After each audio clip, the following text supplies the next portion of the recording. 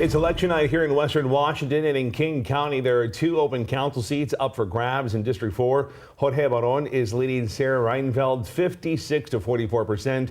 The seat is open after Ginny Cole Wells decided to retire. The race for King County Council District 8 is expected to be a close one. This is another race that could further change the makeup of the Seattle City Council. Current at-large council member Teresa Mosqueda is running for King County Council District 8. She has a slight lead of 260 votes over Sophia Aragon. If Mosqueda wins, the Seattle City Council would need to appoint her replacement. So joining us right now is Seattle University professor Patrick Schottmer, who is an expert in Seattle City Council politics.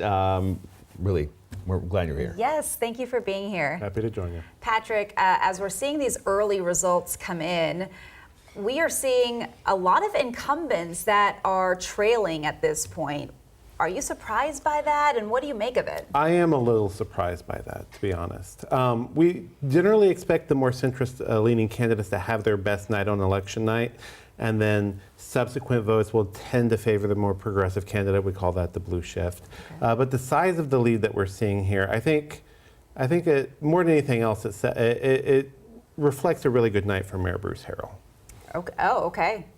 One of the things, and this isn't one of the questions that we have written down here, but something you were talking about early in the 8 o'clock hour was, which I found fascinating, was renters versus buyers and how those people vote when they go to the ballot box or when they turn their ballots in. How does that differ? Well, when we look at city politics in any city, not just in Seattle, one of the main driving forces that drive city politics is always the protection and building up of property values. And so homeowners tend to have a different set of interests in what the city is going to do than renters.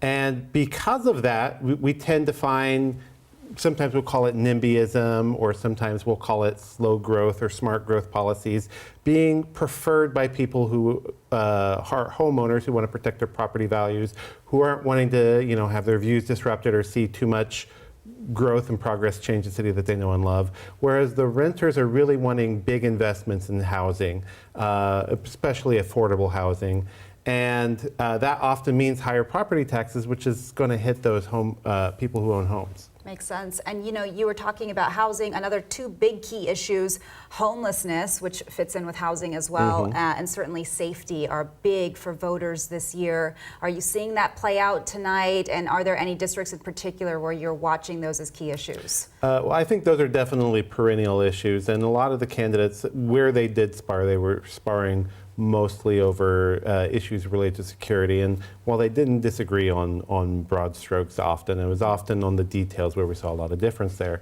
I think District 1 is one area in particular where we're seeing, I think, questions of security really playing an important role. Probably District 2 to some extent as well. Where we're seeing voters, with the spike in gun violence we're having in Seattle relative to what we have seen in previous years, maybe putting a little bit more emphasis on wanting to rebuild the size and scope of the SPD. You were saying that the results tonight are favorable for Mayor Bruce Harrell. Why do you say that, and do those key issues kind of factor in there as well? Yeah, I think a lot of the candidates that we saw Mayor Bruce Harrell favoring or actually endorsing are ahead right now, and they're ahead with a bigger lead than we might have expected if we were going to base this off of how everything played out in 2019. So I think one thing we can say about that is that if voters are feeling nervous about things like homelessness, if they're feeling nervous about things like security, this might be seen as something of an endorsement for the direction that Mayor Harrell wants to take the city in as far as how to respond to these issues.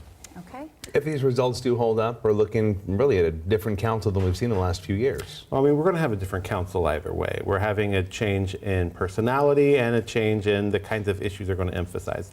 But we might see candidates representing different communities that didn't quite have as loud a voice on the council before.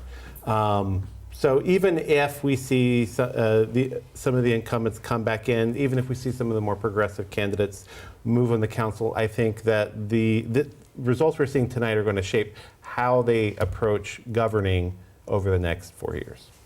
Professor, thanks for being with us. I know you'll be with us next hour, so we'll pick your brain a little bit more and dive further into some of these topics, but thank you.